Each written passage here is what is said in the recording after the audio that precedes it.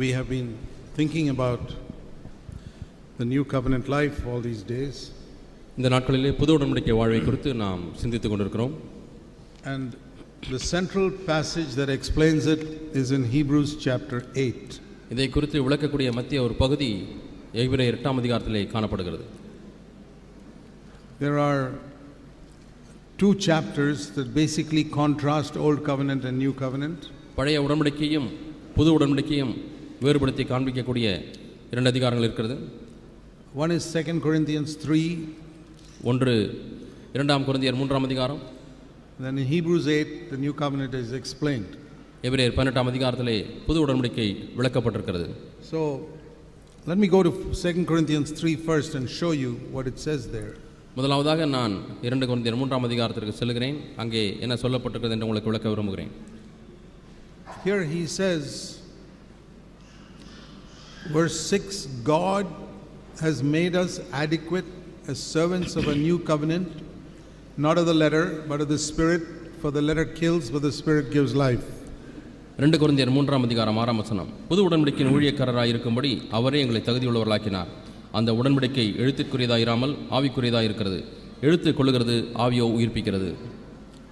Jesus said, after John the Baptist, the kingdom of heaven is being preached. யோவான் ஸ்நானனுக்கு பிறகு தேவனுடைய ராஜ்யம் பிரசங்கிக்கப்படுகிறது என்று இயேசு சொன்னார். Up till John the Baptist, it was a kingdom of earth. யோவான் ஸ்நானன் வரைக்கும் அது பூமிக்குரிய ராஜ்யம். The Israelites were only promised earthly blessing. இஸ்ரவேல் ஜனங்களுக்கு வாக்குத்தத்தம் பண்ணப்பட்டதெல்லாம் பூமிக்குரிய ஆசீர்வாதம் மட்டுமே. You read Deuteronomy 28. உபாகமம் 28 வாசித்து பாருங்கள். All the promises throughout the Old Testament, பழைய ஏற்பாடு முழுவதுமாய் இருக்கக்கூடிய அனைத்து வாக்குத்தத்தங்களும், there was no promise that they will partake of God's nature. அவர்கள் தேவனுடைய சுபாவத்திலே பங்கடைய முடியும் என்று சொல்லுகிற எந்த வாக்குத்தத்தமும் இல்லை. There was no promise they will get victory over sin. பாவத்தின் மேலே ஜெயம் பெறுவார்கள் என்று சொல்லக்கூடிய வாக்குத்தத்தம் இல்லை. In fact, there was no promise of heavenly blessing at all. சொல்லப்போனால் பரலோகத்துக்குரிய எந்த ஒரு வாக்குத்தத்தமே இல்லை. The children of Israel did not know anything about the heavens. ஆகவே இஸ்ரவேலின் பிள்ளைகள் அவர்கள் பரலோகத்தை குறித்து எதையும் அறியாதிருந்தார்கள். In the second heaven, the devil has got his headquarters. இரண்டாவது வானத்திலே தலைமையகத்தை கொண்டிருக்கிறான் சாத்தான். He was cast out from the third heaven to the second heaven. மூன்றாம் வானத்திலிருந்து இரண்டாம் வானத்திற்கு அவன் தள்ளப்பட்டான். And now he is called the prince of the power of the air. இப்பொழுது ஆகாயத்தின் பிரபுவாகிய பிசாசு என்று அழைக்கப்படுகிறான். Speaks about the rulers, evil rulers in the heavenly places. அங்கே வான மண்டலங்களில் உள்ள பொல்லாத ஆவிகளின் சேனைகள் ஆளுகை செய்கிறவர்கள் அதிகாரங்கள். Nobody in Israel knew anything about that. ஆனால் இஸ்ரவேல் ஜனங்கள் முழுதுமாய் அவர்கள் யாரும் அதை அறியவில்லை. You never read about a demon being cast out in the Old Testament. பழைய ஏற்பாட்டு புத்தகத்திலே பிசாசு விரட்டப்பட்டதை குறித்து வாசிப்பதே இல்லை. You never read about conflict with Satan in the Old Testament. பழைய ஏற்பாட்டிலே பிசாசோடு கூட உள்ள யுத்தம் என்பதை குறித்து வாசிப்பதில்லை. Satan appears in Genesis 3 to tempt Eve. சாத்தான் ஆதியாகமம் 3ஆம் அதிகாரத்தில் ஏவாளை சோதிக்கும்படியாய் காணப்படுகிறான். After that he doesn't come anywhere. அதற்கு பிறகு எங்கேயும் வருவதில்லை. He indirectly tempted David once. அவன் மறைமுகமாக தாவீதை ஒருமுறை சோதித்தான். Nobody confronts Satan any time in the Old Testament. ஆனால் பழைய ஏற்பாட்டில் எந்த ஒரு சமயத்திலேயும் நேரடியாக சாத்தானோடு கூட யாரும் இடைப்பட்டதில்லை. He's a second heaven being.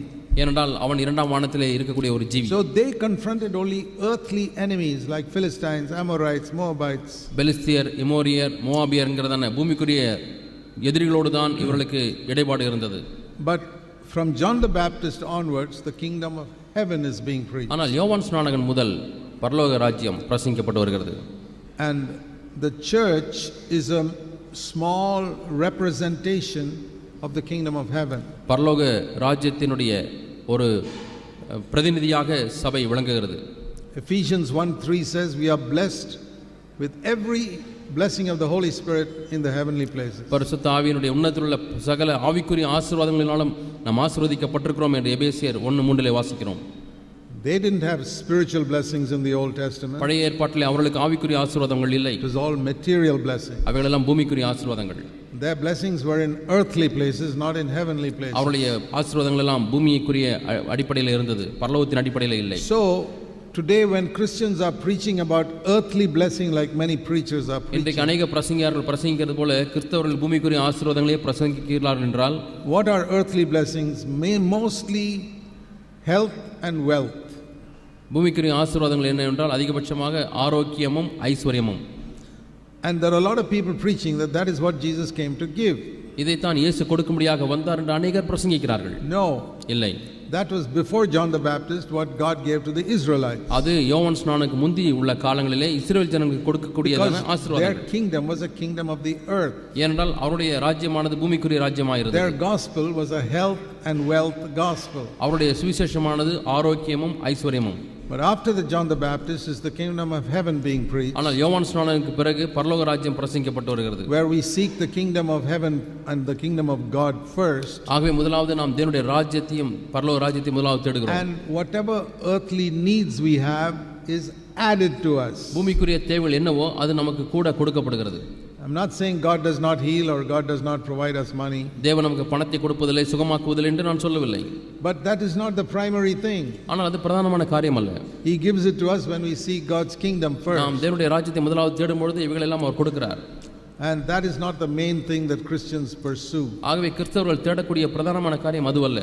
We are told to pursue the kingdom of God. நாம் தேவனுடைய ராஜ்யத்தை தேடும்படியாக சொல்லப்பட்டிருக்கிறோம். Whatever we need on earth, பூமியிலே நமக்கு எது தேவையோ, health ஆரோக்கியம் and wealth needed, தேவையான பொருட்கள் God will give us. நமக்கு எது தேவையோ அதை தேவன் தருவார். That is the new covenant life. இதுதான் புதிய உடன்படிக்கை வாழ்க்கை. So if people seek the kingdom of heaven, ஆகவே ஜனங்கள் பரலோக ராஜ்யத்தை தேடும் பொழுது then only they will be able to understand the new covenant. அப்பொழுது மட்டுமே அவர்கள் புதிய உடன்படிக்கையை விளங்கிக் கொள்ள முடியும். And that's why it says let your mind be set on the things above, not on the things of earth. ஆகவே தான் உங்களுடைய மனது மேலானவைகளிலே வைக்கப்பட்டிருக்க வேண்டும், பூமிக்குரியவைகளில் அல்ல என்று வாசிக்கிறோம். We have preached on the new covenant in CFC churches for 40 years. 40 ஆண்டுகளாக புதிய உடன்படிக்கையை குறித்து CFC சபையில் நாம் பிரசங்கித்து வருகிறோம். Nobody in India has preached as much as we have preached on this. நாம் இதை குறித்து பிரசங்கித்த அளவிலே வேறு யாருமே இந்தியாவிலே பிரசங்கிக்கவில்லை. But still many people have not been gripped by it. ஆனாலும் அநேகர் இதை குறித்து பற்றி பிடிக்கப்படாமல் இருக்கிறார்கள். And the reason is they are not seeking heavenly riches. அது ஏன் என்று சொன்னால் பரலோகத்துக்குரிய ஆசீர்வாதங்களை அவர்கள் தேடுவதில்லை. Their mind is set on the things of earth. அவருடைய மனது பூமியிலேயே திளைத்திருக்கிறது. And they can't understand it. அவர்களால் விளங்கிக் கொள்ள முடியவில்லை. You can attend numerous conferences, you'll never experience it. அவர்கள் எவ்வளவோ கான்ஃபரன்ஸ்களை வந்திருந்தும் புது அனுபவங்களை பெற்றிருந்தாலும். So here it speaks about the old covenant as a covenant of the letter. ஆகவே பழைய உடன்படிக்கை எழுத்திற்குரியதாக இருக்கிறது என்று வாசிக்கிறோம். But in the new covenant it is of the spirit. புது உடன்படிக்கையோ ஆவிக்குரியது என்று வாசிக்கிறோம். That means you go beyond the letter to the spirit in a commandment. எழுத்தை தாண்டி ஆவிக்குள்ளாக நாம் போக வேண்டும் ஒரு கட்டளை விளங்கிக் கொள்வதற்கு. I'll give you an example. ஒரு உதாரணத்தை In the தருகிறேன். Old Testament there was a commandment saying you shall not commit adultery. விபச்சாரம் செய்யாதிருப்பாயாக என்று ஒரு கட்டளை பழைய ஏற்பாட்டில் That இருக்கிறது. was a law. அது ஒரு பிரமாணம். Every God fearing Israelite obeyed it. தேவனுக்கு பயப்படக்கூடிய ஒவ்வொரு இஸ்ரவேல் மனிதனும் அதற்கு கீழ்ப்படிந்திருந்தான். But the spirit of that commandment ஆனால் அந்த கட்டளையினுடைய ஆவி என்னவென்றால் was deeper than the letter. அது எழுத்தை காட்டிலும் ஆழமானது. So if a person wanted to understand the spirit of that commandment, ஆகவே அந்த கட்டளையினுடைய ஆவியை ஒரு மனிதன் விளங்கிக் கொள்ள he will வேண்டுமானால் go deep into that அதன் ஆழத்திலே செல்லும் பொழுது and discover something. அங்கே வேறு ஒன்றை கண்டுபிடிக்கிறான். That if I lust after a woman, that is adultery. ஒரு ஸ்திரியை நான் இச்சித்தாலே அது விபச்சாரமாயிருக்கிறது. So Jesus was not preaching a new commandment. He was saying go to the spirit of that old commandment. ஆகவே இயேசு புது கட்டளையை போதிக்கவில்லை, அவர் பழைய கட்டளைகளுடைய ஆழத்திற்கு செல்லுங்கள் என்று சொல்கிறார். Or people kill others out of anger. கோபத்தினாலே மற்றவர்களை கொலை செய்கிறார்கள். So the old commandment was don't kill. ஆகவே பழைய கட்டளையானது கொலை செய்யாதிருப்பாயாக, murder people. கொலை செய்யாதிருப்பாயாக. You go to the spirit of it is don't get angry with them. அதனுடைய ஆவி என்ன என்று பார்த்தால் மற்றவர்கள் மீது கோபப்படாதிருங்கள். So those who keep just the letter can never enter into the new covenant. ஆகவே எழுத்தை மட்டும் கைக்கொள்ளுகிறவர்கள் புது உடன்படிக்கைக்குள்ளாக பிரவேசிக்க முடியாது. It says here God has not made us servants of the letter but of the spirit. Verse 6. So 6ஆம் வசனம் சொல்லப்பட்டிருக்கிறது, அவர் உடன்படிக்கைக்குரிய எழுத்திற்குரியதாக இராமல் அவர் ஆவிக்குரிய ஊழியத்திற்கு எங்களை தகுதியாக்கினார். Because only the spirit can give life, that verse says. இந்த வசனம் சொல்லுகிறது ஆவியே உயிர்ப்பிக்கிறது.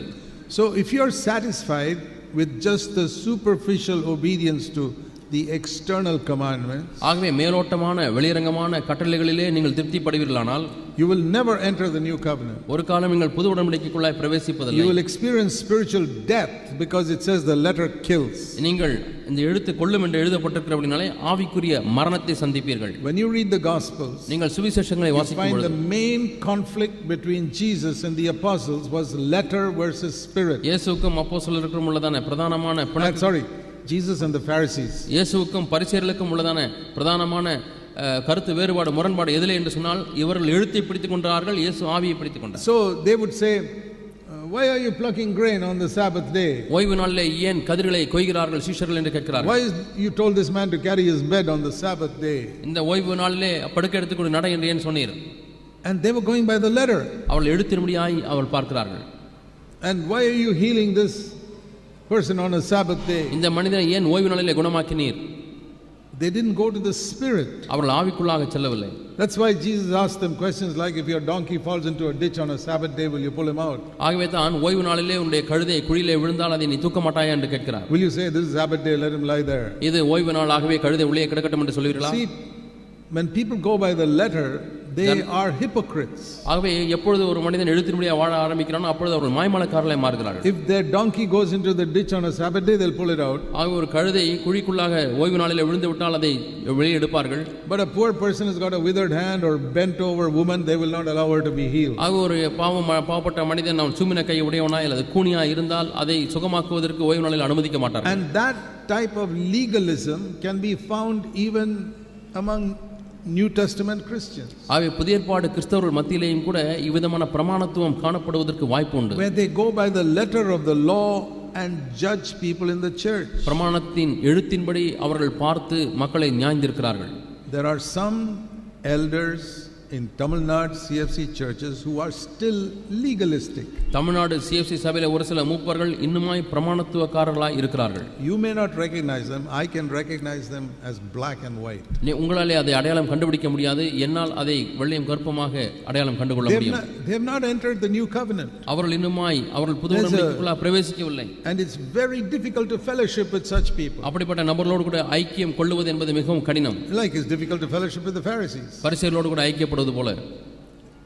Fellowship is not something found in the Old Testament. பழைய ஏற்பாட்டிலே ஐக்கியம் என்ற வார்த்தை காணப்படுவதில்லை. If you find it difficult to fellowship with a person who's always quoting rules and verses, இப்படி விதிகளையும் பிரமாணங்களையும் வசனங்களையும் மேற்கோள் காட்டுகிற ஒரு நபரோடு கூட உங்களால் ஐக்கியப்பட முடியவில்லை என்றால் don't be disturbed by it. அதனாலே நீங்கள் சோர்வடைய வேண்டாம். I can't fellowship with such people either. அப்படிப்பட்டவர்களோடு கூட நானும் ஐக்கியப்பட முடியவில்லை. I don't want to live by the letter.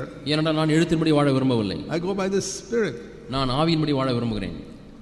And many people, because they have come out of systems where they have lived by the law, they are still bound by that legalistic பிரமாணத்தின்படியே வாழ்ந்து வந்த அமைப்புகளிலிருந்து அவர்கள் வெளியே வந்தபடினாலே இன்னுமா எதிலிருந்து விடுதலை பெறாதபடி வாழ்ந்து கொண்டே இருக்கிறார்கள். They become hypocrites. அவர்கள் மாய்மாலக்காரர்களாய் மாறுகிறார்கள். I'll give you one example. ஒரு உதாரணத்தை உங்களுக்கு சொல்கிறேன். I don't know how much it is in Tamil Nadu. தமிழ்நாட்டில் எவ்வளவு இருக்கிறது என்று தெரியவில்லை. But in Kerala, கேரளாவிலே among the Pentecostal churches, பெந்தெகோஸ்தே சபையின் மத்தியிலே some churches they are very strict that a woman must not wear any earrings. ஆகவே கம்மல் போடக்கூடாது ஸ்திரீகள் என்கிற ஒரு விஷயத்திலே மிகவும் கடுமையாக இருக்கிறார்கள். Now my wife and I have always been strict on that. We don't wear any rings at all. நான் நம்முடைய துணைவியார் மோதிரமோ அல்லது கம்மலோ போடுவதில்லை. அதிலே நாங்கள் கண்டிப்பாக இருக்கிறோம். But we don't judge other people. ஆனால் நாங்கள் மற்றவர்களை நியாயந்திருப்பதில்லை. But those Pentecostal people in Kerala, ஆனால் பெந்தெகோஸ்தே மக்கள் கேரளாவில் இருக்கிறார்கள், அவர்கள் they will judge a sister for wearing some 800 rupee 800 ரூபாய்க்கு ஒரு கம்மலை வாங்கி காதிலே போட்டிருக்கக்கூடிய ஒரு சகோதரியை நியாயந்திருப்பார்கள். But they themselves are wearing 15,000 rupees sarees. ஆனால் அவர்கள் உடுத்தியிருக்கக்கூடிய புடவையினுடைய ரூபாய் மதிப்பு 15,000 ரூபாய். And 50,000 rupee fittings in their bathrooms. பாத்ரூம்ல போய் பார்த்தால் தெரியும் 50,000 ரூபாய் உள்ளதான tape. But they don't feel convicted. ஆனால் அதை குறித்து அவர்கள் உணர்வடைவதில்லை. They are, because earring is mentioned in the Bible. ஆகவே வேதத்திலே கம்மல் gold is mentioned. பொன்னாபரணம் என்ற வேதத்திலே போடப்பட்டிருக்கிறது. But Peter did not mention anything about bathroom fittings or sarees. ஆகவே குளியல் அறையிலே உள்ளதான ஃபிட்டிங்ஸோ அல்லது புடவையை பற்றியோ பேதுரு So they go by the letter.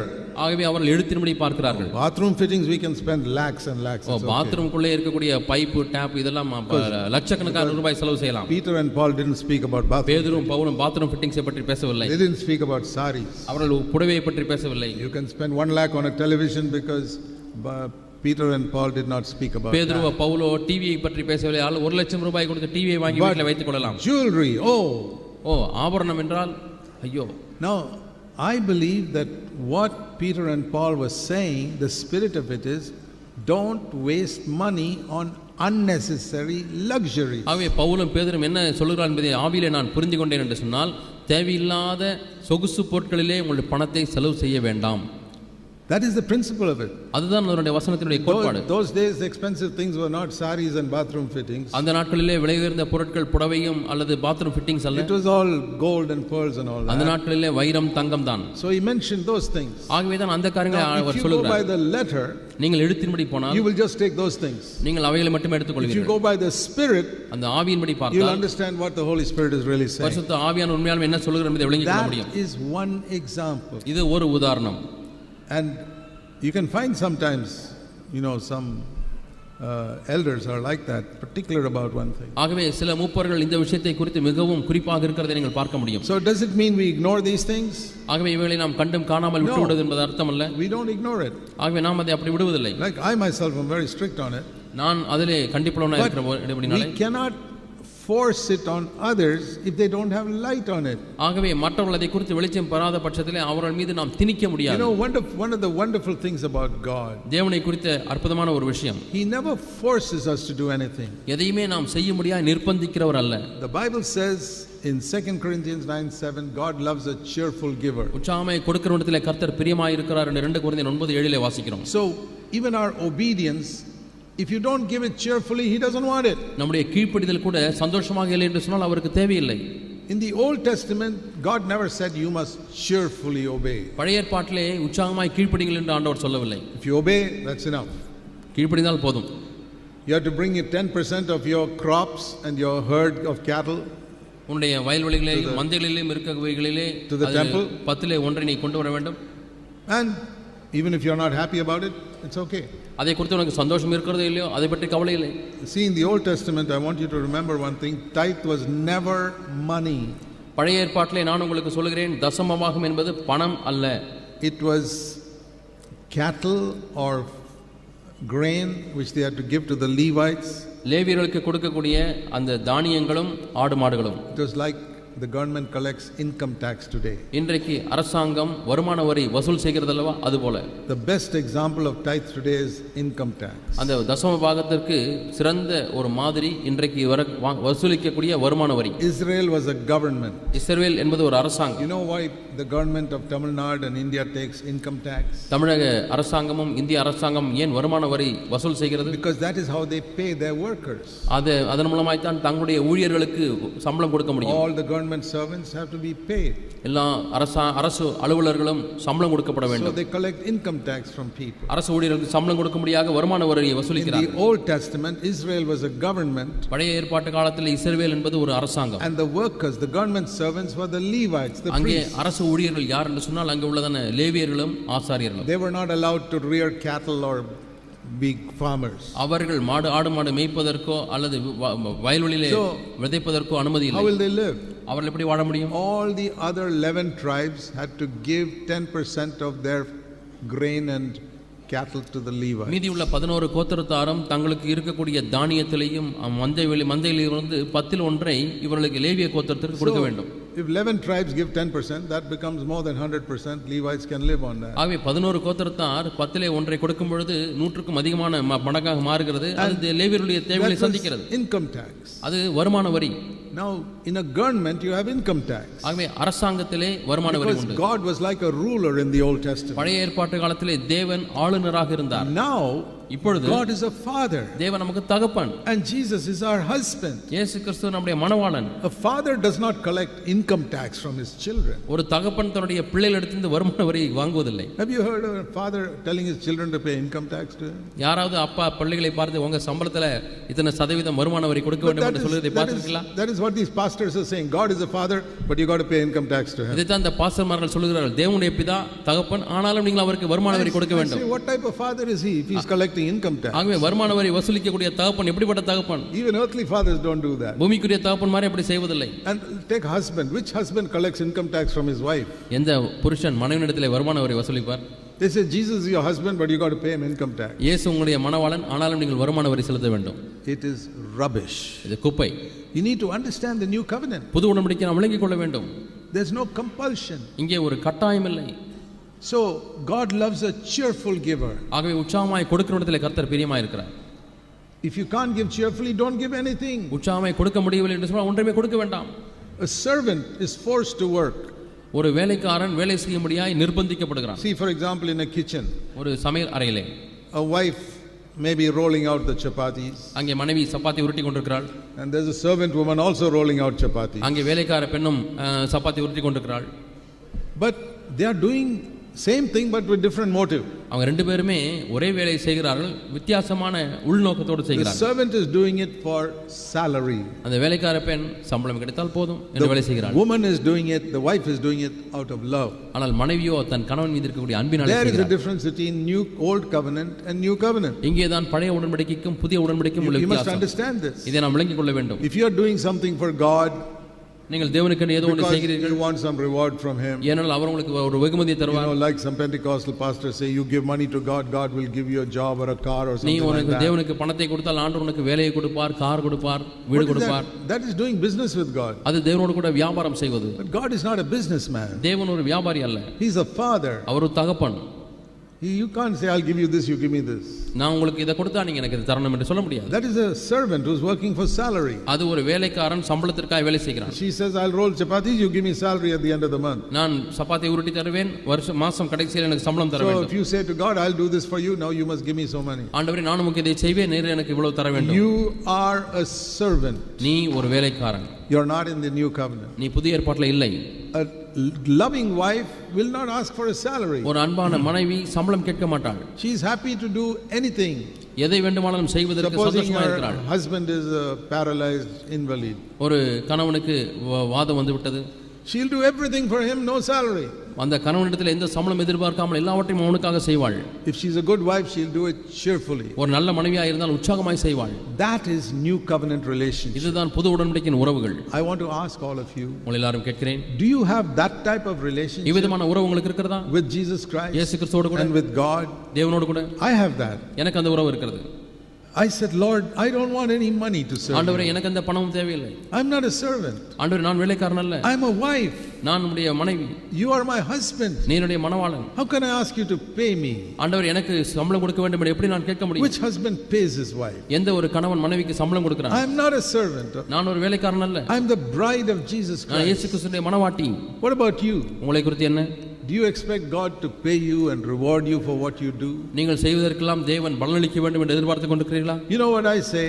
நான் I சொல்லும்போது say, Lord, you have done so much for me on the cross. Even if I serve you my whole life, it will not be a repayment for what you do. ஆண்டவரே நீர் எனக்கு சிலுவையிலே கொடுத்த ஜீவனுக்காக என் வாழ்க்கை முழுவதுமாய் உமக்கு ஊழியம் செய்தாலும் ஆண்டவரே அது ஒரு மாற்றாய் கொடுக்க முடியாது. So don't live in this legalistic going by rules. ஆகவே விதிகளின்படியாய் வாழக்கூடிய பிரமாணத்துவ வாழ்க்கை வாழ வேண்டாம். And don't think because you are quoting the rules from the New Testament that you are not a legalist. ஆகவே நீங்கள் புதிய ஏற்பாட்டிலிருந்து பிரமாணங்களை கொடுப்பதினாலே நீங்கள் பிரமாணத்துவக்காரன் அல்ல என்று எண்ண வேண்டாம். Our CFC elders do not quote from the Old Testament, they quote from the New Testament. நம்முடைய CFC மூப்பர்கள் பழைய ஏற்பாட்டிலிருந்து பிரமாணங்களை கொடுப்பதில்லை, புதிய ஏற்பாட்டிலிருந்து பிரமாணங்களை கொடுக்கிறார்கள். Some of them are legalists. It's very difficult to fellowship with them. ஆனால் அதிலே ஒரு சிலர்கள் பிரமாணத்துவக்காரர்களாக இருக்கிறார்கள், அவர்களோடு ஐக்கியப்படுவது கடினம்.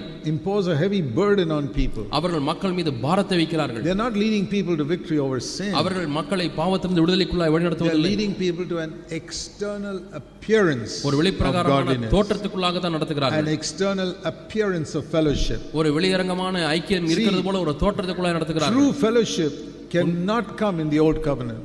பழைய உடன்படிக்கை கீழாக உண்மையான ஒரு ஐக்கியம் வர முடியாது. Two people could never be one in the Old Testament. பழைய ஏற்பாட்டில் இரண்டு பேர் ஒன்றாக இருக்கவே முடிந்ததில்லை. Jesus worked with 12 disciples for 3.5 years. They could not become one. இயேசு கிறிஸ்து 12 சீஷர்களோடு கூட ஊழியம் செய்தார், அந்த 12 பேர் ஒன்றாக மாற முடியவில்லை. A husband and wife cannot be one if they are under the old covenant. புருஷனும் மனைவியும் பழைய உடன்படிக்கை கீழே இருந்தார்களானால் ஒன்றாக முடியாது. The reason for lack of fellowship is always because one of those people is under the old covenant. அந்த ஐக்கிய குறைவிற்கு காரணம் எப்பொழுதுமே அதில் ரெண்டு பேர்ல ஒருவர் பழைய உடன்படிக்கை கீழாக இருக்கிறார். If you find it difficult to fellowship with somebody, நீங்கள் யாரோ ஒருவரோடு கூட ஐக்கியப்படுவதற்கு your கஷ்டமாக husband இருந்தால் உங்களுடைய or கணவனோடு your wife மனைவியோடு or some brother in the அல்லது church சபையில் உள்ள or சகோதரனோடு some sister in the அல்லது church, சபையில் உள்ள சகோதரியோடு you can be absolutely sure the reason is one or both of you are under the old அதற்கு covenant. காரணம் ஒருவரோ அல்லது ரெண்டு பேருமோ பழைய உடன்படிக்கை கீழாக வாழ்ந்து கொண்டிருக்கிறார் என்பதை நீங்கள் முற்றும் நிச்சயித்து அறிய முடியும். You come into the new covenant, fellowship will come automatically. நீங்கள் புது உடன்படிக்கை கீழாக வந்தால் ஐக்கியம் தானாக வரும். So it's very important to understand this. ஆகவே இதை விளங்கிக் கொள்வது மிக முக்கியம். And in the old covenant, another thing is you got to hide your failures because you got to give a pretense of being very victorious. நீங்கள் ஜெயாலியா இருக்கிறது போல ஒரு காட்சியை காண்பிக்கும்படியாக உங்களுடைய தோல்விகளை எல்லாம் மறைக்க வேண்டியிருக்கிறது. I have heard some brothers speaking boldly about victory over sin. நான் சில சகோதரர்கள் பாவத்தின் மேல் வெற்றியை குறித்து தைரியமாய் பேசுகிறதை பார்த்திருக்கிறேன். But I can sense in their life that they are legalists. ஆனால் அவருடைய வாழ்க்கையிலே நான் ஒன்றை உணர முடிகிறது, அவர்கள் பிரமாணத்துக்காரர்களாக They இருக்கிறார்கள். are talking about a victory which is external. அவர்கள் வெளியரங்கமான வெற்றி வாழ்க்கை குறித்து தான் பேசிக் கொண்டிருக்கிறார்கள். They don't fool me. அவர்கள் என்னை ஏமாற்ற முடியாது. I can, having been in the Lord's work 50 years, I can see through these people. நான் 50 ஆண்டுகளாக ஊழியத்தில் இருக்கிறபடினாலே நான் அதை கூடாக பார்க்க முடிகிறது. I don't tell them because they are not ready to hear the truth. அவர்கள் சத்தியத்தை கேட்பதற்கு ஆயத்தம் இல்லாமல் இருக்கிறபடினாலே நான் அவர்களிடத்திலே சத்தியத்தை சொல்வதில்லை. I only hope one day God will give them light. ஒரு நாளிலே தேவன் அவர்களுக்கு எப்படியாவது வெளிச்சத்தை கொடுப்பார் என்று நம்புகிறேன். But you young people, be very careful. ஆனால் வாலிபர்களே நீங்கள் மிகவும் ஜாக்கிரதையாக இருங்கள். Don't think that just because somebody is older than you, he is more spiritual. யாரோ உங்களை காட்டிலும் வயது முதிர்ந்தவர்களாக இருக்கிறபடினாலே அவர்கள் ஆவிக்குரியவர்கள் என்று நீங்கள் எண்ணவே வேண்டாம். Don't think that because somebody is a CFC elder, he is necessarily spiritual. CFC எல்டராய் ஒருவர் இருக்கிறபடினாலே அவர் கண்டிப்பாக ஆவிக்குரியவராக தான் இருக்க முடியும் என்று நீங்கள் எண்ண வேண்டாம். Read Revelation chapter 2, chapter 3. Those elders were not spiritual. வெளிப்படுத்தின விசேஷம் 2ஆம் அதிகாரம் 3ஆம் அதிகாரத்தை வாசித்து பாருங்கள். அந்த மூப்பர்கள் ஆவிக்குரியவர்களாக இல்லை. They were elders in New Testament churches, but they were not spiritual. அவர்கள் புதிய ஏற்பாட்டு சபையில் மூப்பர்களாக இருந்தார்கள், ஆனாலும் அவர்கள் ஆவிக்குரியவர்களாக இல்லை. So you must really keep your eyes on Jesus. ஆகவே எப்பொழுதுமே உங்கள் கண்களை இயேசுவின் மீதே பதித்திருக்க வேண்டும். And see somebody who is following him, only follow such people. ஆகவே உங்களை பின்பற்றவர்கள் அப்படிப்பட்ட only follow those people who are following Jesus. இயேசு கிறிஸ்துவை பின்பற்றவர்களை மட்டுமே நீங்கள் பின்பற்ற வேண்டும். Paul said, follow me as I follow Christ. நான் கிறிஸ்துவை பின்பற்றுவது போல என்னை பின்பற்றுங்கள் என்று பவுல் சொல்கிறார். And follow other people who like us are following Christ. எங்களைப் போல கிறிஸ்துவை பின்பற்றுகிறவர்களை நீங்கள் பின்பற்றுங்கள் என்று சொல்கிறார். He didn't say I am the only one. நான் ஒருவன் மட்டும் தான் இருக்கிறேன் என்று பின்பற்றுங்கள். There are others also. மற்றவர்களும் இருக்கிறார்கள். Don't follow everybody. ஆகவே எல்லாரையும் பின்பற்ற வேண்டாம். Even in the apostles' time, அப்போஸ்தலர் நாட்களிலே கூட people who worked with the apostles, but they were not following Jesus. அவர்கள் இயேசுவை பின்பற்றவில்லை. So in 2 Corinthians 3, ஆகவே 2 கொரிந்தியர் 3ஆம் அதிகாரம், it says one is a ministry of the letter, ஒன்று எழுத்தின்படியாக உள்ள ஊழியம், the other is of the spirit. இன்னொன்று ஆவியின்படியாக உள்ள ஊழியம். Another thing he says here is, இங்கே அவர் சொல்கிற இன்னொரு காரியம் என்னவென்றால், this old covenant ministry, verse 9, is a ministry of condemnation. இந்த பழைய உடன்படிக்கையின் ஊழியமானது ஆக்கினை தீர்ப்பு கொடுக்கும் ஊழியம். Whereas new covenant is righteousness. ஆனால் புதிய உடன்படிக்கையின் ஊழியம் நீதியை கொடுக்கும் ஊழியம். So whenever you hear a message that condemns you, எப்பொழுதெல்லாம் உங்களை குற்ற உணர்வுகளுக்கு ஆக்குகிற ஆக்கினை தீர்ப்பு கொடுக்கிற ஒரு செய்தியை கேட்கிறீர்களோ, that is an old covenant message. அது பழைய உடன்படிக்கையின் செய்தி. So supposing in your church, உங்களுடைய சபையிலே, maybe a CFC church, CFC சபையிலே, and the preacher preaches in some way you feel condemned, அந்த நீங்கள் குற்ற உணர்வு ஆக்கினை உணர்வு அடையும்படியாக அவர் பிரசங்கிக்கிறார் என்றால், he is an old covenant preacher. அவர் ஒரு பழைய உடன்படிக்கை பிரசங்கியார். Don't listen to it. அவருக்கு செவி கொடுக்க வேண்டாம். It will bring you into bondage. அது உங்களை அடிமைத்தனத்துக்குள்ளாக கொண்டு வரும். Because it's a ministry of condemnation, verse 9. ஏனென்றால் 9ஆம் வசனத்திலே வாசிக்கிறோம், அது ஆக்கினை தீர்ப்பு கொடுக்கக்கூடிய ஊழியம். John 3:17 says, God did not send his son into the world to condemn the world. இந்த உலகத்தை ஆக்கினை தீர்ப்புக்குள்ளாய் ஆக்கும்படியாக தம்முடைய குமாரனாகிய இயேசு இந்த உலகத்துக்கு பிதாவானவர் அனுப்பவில்லை. யோவான் 3:17 வாசிக்கிறோம். But you say, doesn't the Holy Spirit tell us about our sin? பரிசுத்த ஆவியானவர் நம்முடைய பாவத்தை குறித்து உணர்த்துவதில்லையா என்று கேட்கலாம். He brings conviction, not condemnation. அவர் ஆக்கினை தீர்ப்பை கொண்டு வருவதில்லை, நம்மை குறித்து உணர்த்துதலை கொடுக்கிறார். How do you distinguish between condemnation and conviction? ஆக்கினை தீர்ப்புக்கும் உணர்த்துதலுக்கும் எப்படி நீங்கள் வித்தியாசப்படுத்த முடியும்? You see, for example, some fathers will talk to their children, mothers also talk to their children like this. தங்களுடைய பிள்ளைகளிடத்தில் இப்படி பேசுவார்கள், you are good for nothing. நீ ஒண்ணுத்துக்கு லாய்க்கில்லப்பா. That's not conviction. அது உணர்த்துதல் அல்ல, condemnation. அது ஆக்கினை. Maybe the child did something wrong, ஒரு தவறு பிழை செய்திருக்கலாம், broke a plate or spilled some milk, ஒரு பிளேட்டை உடைத்திருக்கலாம் அல்லது பாலை கொட்டிருக்கலாம், got some arithmetic sung wrong for the 5th time, அல்லது கணக்கு பாடத்தில் 5வது முறை தவறு செய்திருக்கலாம். and the mother says, அப்பா அம்மா சொல்றாங்க, you are useless, பிரயோஜனமற்றவன், nothing good will come from you. உன்கிட்ட ஏதாச்சும் நன்மை வருமா? That is condemnation. இது ஆக்கினை தீர்ப்பு. God never speaks like that. தேவன் ஒரு காலம் அப்படி பேசுகிறவர் அல்ல. Only foolish fathers and mothers speak like that. புத்தியமான தகப்பன்மார் தாய்மார்கள் தான் அப்படி பேசுவார்கள். Or foolish preachers will preach like that. அல்லது புத்தியமான பிரசங்கியார்கள் அப்படி பிரசங்கிப்பார்கள். Just speak in a condemning way. You are like this, you are like that. நீங்க எதுக்குமே லாய்க்கல, நீங்க இன்னும் சரியில்லை, நீங்க அப்படி இருக்கீங்க, இப்படி இருக்கீங்க என்று சொல்லி ஆக்கினை. How does the Holy Spirit bring conviction? ஆனால் பரிசுத்த ஆவியானவர் எப்படி உணர்த்துதலை கொண்டு வருகிறார்? You do something wrong. நீங்கள் தவறு செய்து விட்டால், நீங்கள் பாவம் செய்கிறீர்கள், the Holy Spirit doesn't say you are useless, you are good for nothing. நீ ஒண்ணுக்குமே பிரயோஜனமற்றவன், லாய்க்கேற்றவன் என்று சொல்வதில்லை. The Holy Spirit will say, பரிசுத்த ஆவியானவர் சொல்வார், listen my child, மகனே கவனி, that is not right. அது சரியல்ல. That's not the right way to speak. அது பேசுவதற்கு சரியான It's விதம் not the அல்ல. right way to do it. இதை செய்வதற்கு சரியான விதம் அல்ல. Come, I'll show you how to do it next வா, time. அடுத்த முறை எப்படி செய்வது என்பதை காண்பிக்கிறேன். You feel encouraged. நீங்கள் உற்சாகமடைகிறீர்கள். Hey, he's not condemning me. ஓ, இவர் என்னை ஆக்கினை தீர்ப்பு அடைய செய்வதில்லை. He's trying to help me to do it better next time. அடுத்த முறை மேன்மையாய் செய்வதற்கு உதவி செய்கிறார். You're a very blessed person if you have a father and mother who corrects you and doesn't condemn you. உங்களை திருத்தக்கூடிய அப்பா அம்மா இருந்தால், உங்களை ஆக்கினை தீர்ப்பு கொடுக்கக்கூடியவர்கள் அல்ல, திருத்தக்கூடிய அப்பா அம்மா இருந்தால் நீங்கள் பாக்கியவான்கள். It's good sometimes to even to tell your parents. உங்களுடைய பெற்றோரிடத்தில் நீங்கள் சொல்வது நல்லது.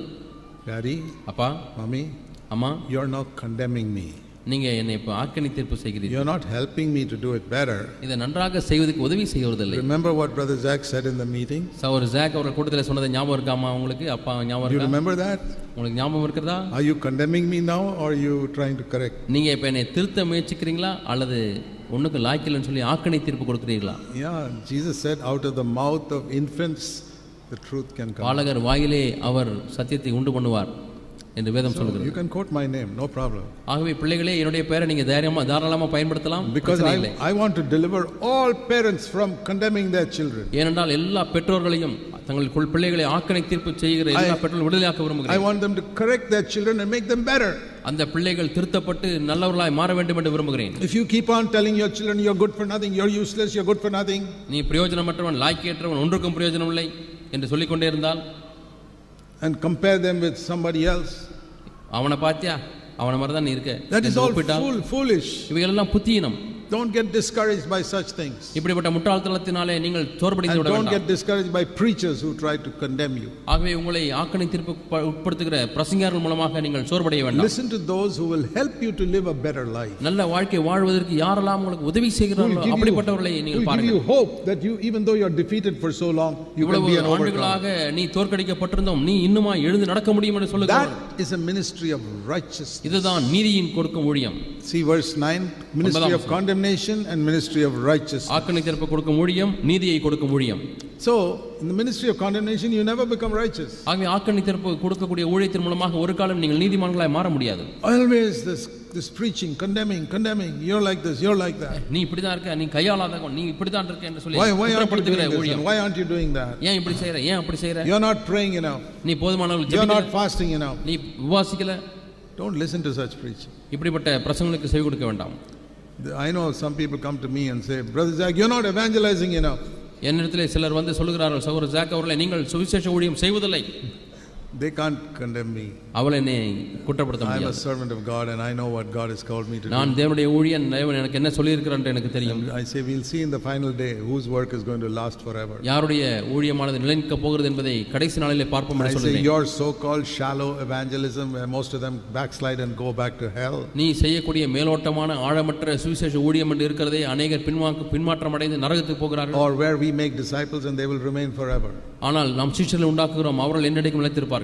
Let us wait till the final day. கடைசி நாள் வரை The காத்திருப்போம். blood of so many people, I tell those preachers, will be on your hands. அந்த பிரசங்கியார்களை பார்த்து நான் என்ன சொல்கிறேன் என்று சொன்னால், எத்தனையோ மக்களுடைய இரத்த பழி உங்கள் மீது இருக்கும். But nobody's blood will be on my hand. ஆனால் யாருடைய இரத்த பழி என் கரத்தில் Because இருக்காது. even if people get offended, I speak the truth. மக்கள் மனத்தாங்கள் அடைந்தாலும் அவர்களிடத்திலே சத்தியத்தை But I பேசுகிறேன். don't condemn them. ஆனால் நான் அவர்களை I ஆக்கினை speak the தீர்ப்படை truth செய்வதில்லை. in love to help them to come higher. அன்புடன் சத்தியத்தை பேசுகிறேன், மேலான வாழ்க்கைக்குள்ளே வரும்படியாக. You see, many preachers are like school teachers. அநேக பிரசங்கியார்கள் பள்ளியிலே உள்ள ஆசிரியர் போல Old இருக்கிறார்கள். covenant preachers are school teachers. பழைய உடன்படிக்கை ஊழியர்கள் ஆசிரியர்கள், பள்ளி New ஆசிரியர்கள். covenant preachers are fathers. புதிய உடன்படிக்கை ஊழியர்கள் தகப்பன்மார். Can you tell me which is better, a father or a teacher? தகப்பன் நல்லதா அல்லது ஆசிரியர் நல்லதா? You know, I use this example. நான் இந்த உதாரணத்தை பயன்படுத்தியிருக்கிறேன். Supposing a child is doing badly in the school, பள்ளியிலே ஒரு பிள்ளை தவறு செய்து கொண்டே இருக்கிறது, always getting the arithmetic sums wrong. கூட்டல் கணக்கு எப்பொழுது பார்த்தாலும் தப்பாகவே போட்டு கொண்டு வருகிறது. After some time the teacher will say, கொஞ்சம் நாட்கள் கழித்து அந்த ஆசிரியர் சொல்வார், I don't want you in my class. ஏய், என் கிளாஸ்ல நீ மூஞ்சில முழிக்காத, You are useless. நீ எதுக்கும் பிரயோஜனம் You will இல்லாதவன், never accomplish anything in ஒரு life. காலம் உன்னால படிக்கவே முடியாது, Get out of my class and don't come back to the school. இந்த ஸ்கூலை விட்டு நீ போயிரு, நீ இனிமே இந்த ஸ்கூலுக்கே வராத. And that poor 10-year-old boy இந்த 10 வயது பாவமான பையன் goes weeping back home. அழுதுட்டே வீட்டுக்கு போறான். And the father asks him, what happened, son? அப்பா கேக்குற, என்னப்பா ஆச்சு? He says, Daddy, I'm trying to understand this arithmetic. I cannot understand it. அப்பா அந்த கணக்கை நான் புரிஞ்சுக்கணும்னு எவ்வளோ ட்ரை பண்ணுறேன், என்னால் முடியலப்பா. The teacher told me to get out of the class. பள்ளியை விட்டு வெளியே போன்னு சொல்லிட்டாங்க. So father said, don't worry, I'll teach you. அப்பா சொல்றாரு, பரவாயில்ல நான் உனக்கு சொல்லித் தரேன். So he sits with him and explains to him. அப்பா பையன் பக்கத்தில் உட்கார்ந்து விளக்குகிறார். And at the end of 1 hour, ஒரு மணி நேரம் முடிந்த பிறகு he says, Daddy, I still can't understand. அப்பா இன்னும் எனக்கு விளங்கலப்பா, I'm quite stupid. நான் புத்தியனன். Daddy says, you're not stupid. நீ புத்தியனன் அல்ல. யார் சொன்னது? We are all ignorant when we start. நாம் ஆரம்பிக்கும் பொழுது எல்லாம் புத்தியனராக தான் இருக்கிறோம். Don't get discouraged. சோர்வடையாதே. Tomorrow is another day. நாளைக்கு இன்னொரு நாள் வருகிறது. We will try again tomorrow. நாளைக்கு மீண்டும் முயற்சிப்போம். Again he sits with him. அடுத்த நாளும் உட்காருகிறார். He says, Daddy, I still can't understand. அப்பா எனக்கு இன்னும் விளங்கலப்பா. Never mind, my son. Tomorrow we'll do it again tomorrow. நாளைக்கு மீண்டும் உட்காருவோம். And the third day the son understands how to do it. மூன்றாம் நாளிலே பையனுக்கு விளங்கி விட்டது எப்படி போடுவது என்று. And he's so happy. அவனுக்கு சந்தோஷம். And he hugs his father. அப்பாவை கட்டி பிடிக்கிறான். Thank you for teaching me. அப்பா எனக்கு சொல்லி கொடுத்ததுக்காக நன்றி. And then the father says, அப்பா சொல்கிறார், in this way I can teach you more and more and more and more. இதே விதத்திலே நான் இன்னும் அதிகமாய் கற்றுக் கொடுக்க முடியும். He never wants to go to that teacher again. இப்பொழுது இந்த பையனுக்கு அந்த ஸ்கூலுக்கு போவதற்கு பிடிக்கவில்லை. These are two types of preachers. இரண்டு விதமான பிரசங்கியார்கள். Old covenant and new covenant. பழைய உடன்படிக்கை பிரசங்கியார்கள், புதிய உடன்படிக்கை பிரசங்கியார்கள். Paul said in 1 Corinthians in chapter 4, Pavul 1 கொரிந்தியர் 4ஆம் அதிகாரத்தில் சொல்கிறார், verse 15, 15ஆம் வசனம், you can have 10,000 teachers but not many fathers. உங்களுக்கு 10000 வாத்தியார்கள் இருக்கலாம், ஆனால் अनेक தகப்பன்மார்கள் I am இல்லை. your father. நான் உங்களுக்கு தகப்பன். What do I learn from that? இதிலிருந்து நான் என்ன கற்றுக்கொள்கிறேன்? One father is better than ஒரு தகப்பன் எத்தனை பேரை காட்டிலும் மேன்மையானவர்? how many teachers? எத்தனை ஆசிரியர்கள்? 10,000 teachers. 10000 உபாத்தியார்களை காட்டிலும் ஒரு தகப்பன் மேலானவர். One new covenant father is better than 10,000 old covenant teachers. ஒரு புது உடன்படிக்கை ஊழியர் 10000 பழைய உடன்படிக்கை ஆசிரியர்களை காட்டிலும் மேலானவர். So whenever I speak to the elders in our church, I always tell them, you got to be fathers, not teachers. எப்பொழுதெல்லாம் என்னுடைய சபை முப்பொருளுக்கு நான் பேசுகிறேன், அப்பொழுதெல்லாம் சொல்லுகிறேன், நீங்கள் ஆசிரியர்களாக அல்ல, நீங்கள் தகப்பனாக இருக்கிறீர்கள். All the people in your church, you must look upon them like your children. உங்கள் சபையில் இருக்கக்கூடிய எல்லாரையும் நீங்கள் பிள்ளைகளைப் போல பார்க்க வேண்டும். You must care for them. நீங்கள் அவர்களுக்காக கரிசனை கொள்ள வேண்டும். Speak to them like you speak to children. நீங்கள் பிள்ளைகளிடத்தில் பேசுவது போல அவர்களிடத்தில் பேச வேண்டும். Not like students in a class. பள்ளியிலே உள்ள மாணவர்களைப் போல நினைத்தல்ல. Only a father can build a family. தகப்பன் மட்டும் தான் ஒரு குடும்பத்தை கட்ட முடியும். So in all our churches must be like families. ஆகவே நம்முடைய எல்லா சபைகளும் ஒரு குடும்பத்தை போல இருக்க வேண்டும். Where we care for one another. நாம் ஒருவருக்காக ஒரு கரிசனைப்படுத்துகிறவர்களாய். So in 2 Corinthians 4, ஆகவே 2 கொரிந்தியர் 4ஆம் அதிகாரம், you see another thing இன்னொரு காரியத்தை about பார்க்கிறோம். the difference between old covenant and new covenant. பழைய உடன்படிக்கைக்கும் புதிய உடன்படிக்கைக்கும் உள்ள வித்தியாசத்தை It பார்க்கிறோம். says Moses was the great leader of the old covenant. பழைய உடன்படிக்கையின் மிகப்பெரிய தலைவராக மோசே இருந்தார். And it says here that when he stood before God, his face began to shine. அவர் தேவனுக்கு முன்பாக நிற்கும் பொழுது அவருடைய முகம் பிரகாசிக்க ஆரம்பித்தது. And he put a veil on his face when he came down from the mountain. அவர் மலையிலிருந்து கீழே இறங்கும் பொழுது தன்னுடைய முகத்தில் ஒரு முக்காடு இட்டுக் கொண்டார். Do you know why? ஏன் தெரியுமா? Because it says in the book of Exodus that the children of Israel were scared to look at his face. அவருடைய முகத்தை பிரகாசிக்கிற முகத்தை பார்ப்பதற்கு இஸ்ரவேல் மக்கள் பயந்தார்கள் என்று வாசிக்கிறோம். So he யாத்ராகமத்தில் hid his face. ஆகவே தன்னுடைய முகத்தை முக்காடிட்டு மறைத்துக் But கொண்டார். here ஆனால் இங்கே it tells us one more reason. இன்னும் ஒரு காரணம். And that reason is அந்த காரணம் என்னவென்றால் verse 13, 13ஆம் வசனம், 2 Corinthians 3:13. 2 கொரிந்தியர் 3:13. So that the Israelites might not see that the glory was slowly becoming less and less and less and less under the veil. மோசே அந்த திரைக்கு கீழாக பின்பாக இருக்கக்கூடிய அந்த மகிமையானது கொஞ்சம் கொஞ்சமாக குறைகிறதை இஸ்ரவேல் மக்கள் பார்க்க கூடாது என்று முக்காடிட்டு You கொண்டார். know that glory didn't remain. அந்த மகிமை அங்கே தங்கி இருக்கவில்லை. He went, stood before God for 40 days and his face was shining. 40 நாட்கள் தேவனுடைய சமூகத்தில் இருக்கும் பொழுது முகம் பிரகாசமாக Then இருந்தது. he came down to the foot of the mountain. மலை அடிவாரத்துக்கு வரும் பொழுது And little by little that shining in the face became less and less. கொஞ்சம் கொஞ்சமாக முகத்தில் இந்த பிரகாசமானது குறைந்து And கொண்டே after a few வந்தது. days it was gone. கொஞ்ச நாட்களில் எல்லாமே போய் So விட்டது. it says here he put a veil so that people don't see this glory is becoming less and less and less and less and less. ஆகவே இந்த மகிமையானது குறைந்து கொண்டே வருகிறதை இஸ்ரவேல் ஜனங்கள் பார்க்க கூடாதபடிக்கு மோசே தன்னுடைய முகத்திலே முக்காடிட்டு கொண்டார். That is another mark of old covenant. பழைய உடன்படிக்கையினுடைய அடையாளம் இதுவும் ஒன்று. You know, the glory does not become more. அந்த மகிமையானது அதிகமாகிறதில்லை. You get all stirred up in a meeting. Maybe you meet with God like Moses met on the mountain. மோசே தேவனை மலையிலே சந்தித்தது போல நீங்களும் ஒரு கூட்டத்திற்கு வரும்போது உணர்ச்சிவசப்பட்டு செல்கிறீர்கள். Like a conference, after a conference like this, இது போன்ற கான்ஃபரன்ஸ் முடிந்த உடனே your face is shining, your heart is shining, உங்களுடைய இருதயமானது பிரகாசிக்கிறது, முகம் பிரகாசிக்கிறது, testify so many wonderful things. அருமையான காரியங்களை சபையிலே போய் சாட்சி சொல்கிறீர்கள். But after about a month, ஒரு மாதம் ஆன பிறகு you find that zeal is all gone, இந்த வைராக்கியம் எல்லாம் குறைந்து விட்டது, and you're back into the old habits which you gave up, நீங்கள் விட்டுவிட்ட பழைய பழக்கத்திற்கே திரும்பி வருகிறீர்கள், and the glory is slowly becoming less and less in your life. அந்த மகிமையானது கொஞ்சம் கொஞ்சமாக குறைந்து கொண்டே வருகிறது. Then what do? நீங்க என்ன செய்கிறீர்கள்? You cover it up. நீங்கள் அதை மறைக்கிறீர்கள். You don't let anybody know that. அது யாரும் பார்க்க கூடாது. You still testify as if you're having great victory and all இன்னும் that. பெரிய ஜெயம் இருப்பது போல சாட்சி சொல்கிறீர்கள். That is hypocrisy. அதுதான் மாய்மாலம். That is how it is in the old covenant. இப்படி தான் பழைய உடன்படிக்கையில் இருக்கிறது. Covering up the glory that is becoming less and less and less in your heart. அங்கே குறைந்து போய் கொண்டே இருக்கக்கூடிய மகிமையை மூடிக்கொள்வது. Are you doing that? நீங்க அதை செய்கிறீர்களா? In the new covenant there's no hypocrisy. புது உடன்படிக்கையிலே மாய்மாலம் இல்லை. There's no veil. அங்கே முக்காடு இல்லை.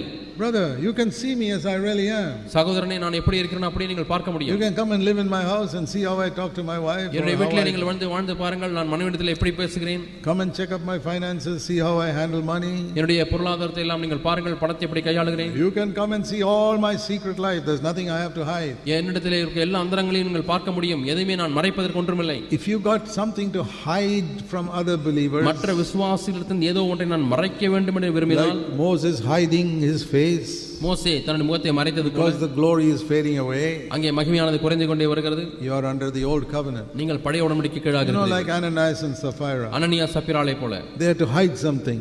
அவர்கள் ஒன்றை மறைக்க வேண்டியிருந்தது. We sold this for 1 lakh, but we'll give only 50,000. நாம் 1,00,000 ரூபாய்க்கு இதை விற்றோம், ஆனால் 50,000 மட்டுமே கொடுத்தால் போதும்.